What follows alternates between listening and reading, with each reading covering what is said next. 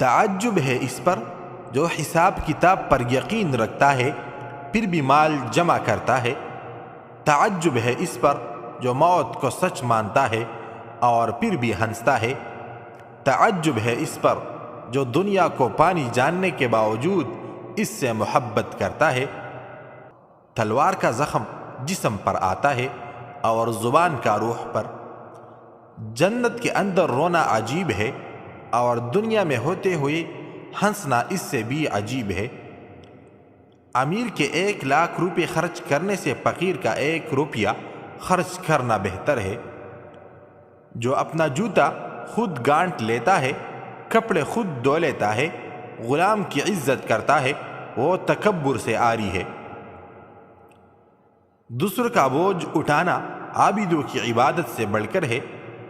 جو لوگوں کی برائی کے لیے وقت نکالتا ہے وہ بڑا گنہگار ہے۔ مسلمانوں کی ذلت اپنی دین سے غفلت میں ہے نہ کہ مفلسی میں۔ جس نے لوگوں کا حق نہ جانا اس نے خدا کا حق نہ جانا۔ زبان کے درست ہو جانے کے ساتھ دل بھی درست ہو جاتا ہے۔ اے انسان، خدا نے تجھے اپنے لیے پیدا کیا ہے۔ جو شخص مصیبت کے وقت اول اپنی تدبیروں اور پھر خلق خدا کی امداد سے عاجز آ کر خدا تعالی کی جانب رجوع کرتا ہے، خدا تعالی بھی اس کی طرف سے منہ پھیر لیتا ہے۔ خاموشی غصے کا بہترین علاج ہے۔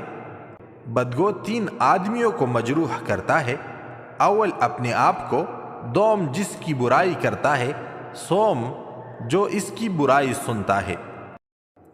لوگ تمہارے عیبوں کے جاسوس ہیں،